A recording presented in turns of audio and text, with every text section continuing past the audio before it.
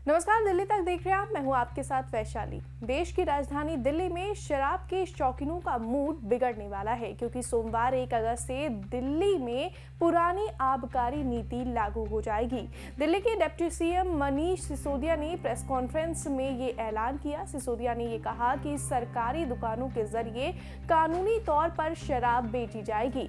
Deputy CM ने कहा कि मुख्य सचिव को ऑर्डर दिया है कि सरकारी दुकानों के जरिए भ्रष्टाचार ना हो, दिल्ली में अवैध दुकान ना खुले। दिल्ली में पुरानी आबकारी नीति लागू होने का मतलब है कि 16 नवंबर 2021 से पहले वाली व्यवस्था बहाल होगी।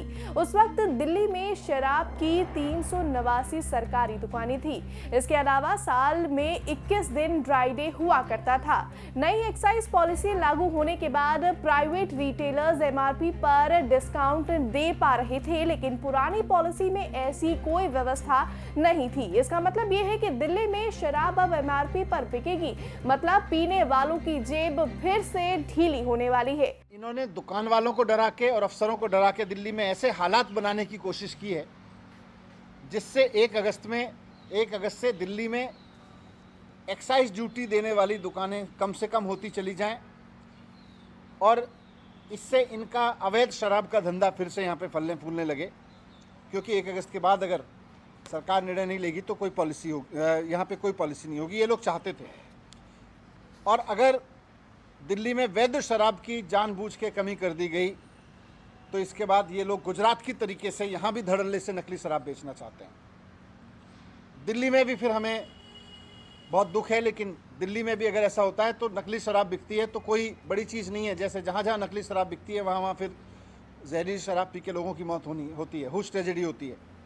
दिल्ली में भी होने लगेगी, लेकिन हम ये नहीं चाहते और ना हम ऐसा होने देंगे। इसलिए हमने तय किया कि फ़िलहाल जो नई पॉलिसी है उसको बंद करके सरकारी दुकानें खोलने के आदेश हमने दिए हैं, क्योंकि इन्होंने दुकानदारों को डरा रखा है, इन्होंने अफसरों को डरा रखा है।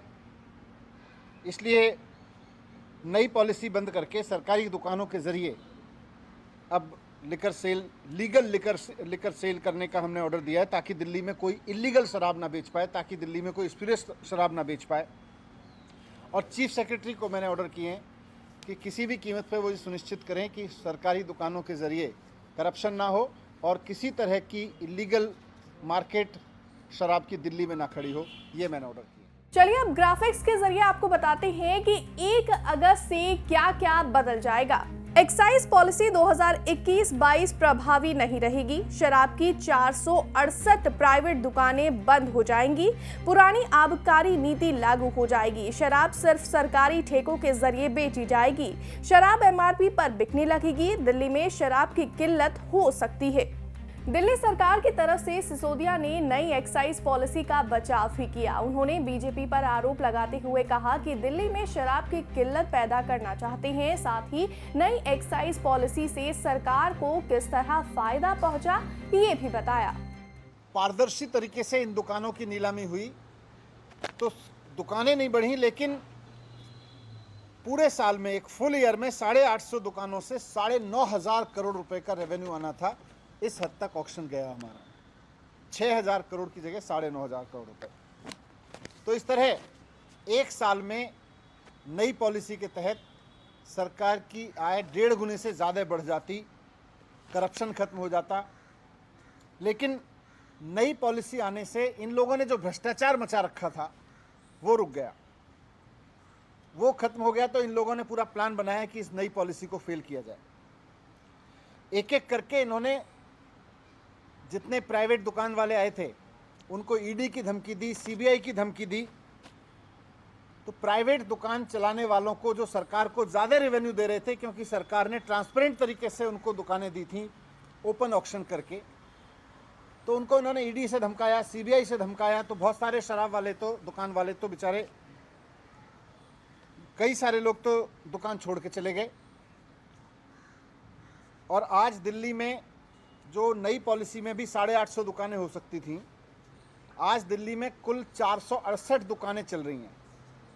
और 1 अगस्त से कई और दुकान वाले भी, क्योंकि ये सीबीआई से डरा रहे हैं, ईडी की धमकी दे रहे हैं दुकान वालों को, तो ये 468 दुकानों से भी और कम हो जाएंगी। कई और लोग दुकानें छोड़ के जाने वाले हैं।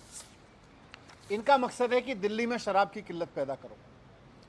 इनका मकसद है कि दिल्ली में लीगल तरीके से बिकने वाली शराब का क्वांटम कम करते चले जाओ।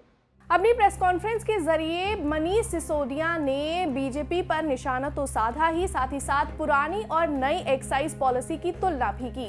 मैं आपके सामने एक थोड़ा सा और डेटा रखना चाहता हूं कि दिल्ली में और बाकी राज्यों में शराब की बिक्री की, शराब की दुकानों की पर कैपिटा संख्या क्या है, उसका एक डेटा है। गुड़गांव में जहां बीजेपी का शासन है 4166 लोगों पे शराब की एक दुकान है। नोएडा में जहां बीजेपी का शासन है 1390 लोगों पे शराब की एक दुकान है। बेंगलोर में जहां भारतीय जनता पार्टी की सरकार है 12,179 लोगों पर एक दुकान है। बीजेपी का गोवा है, गोवा में 761 लोगों पे एक दुकान है।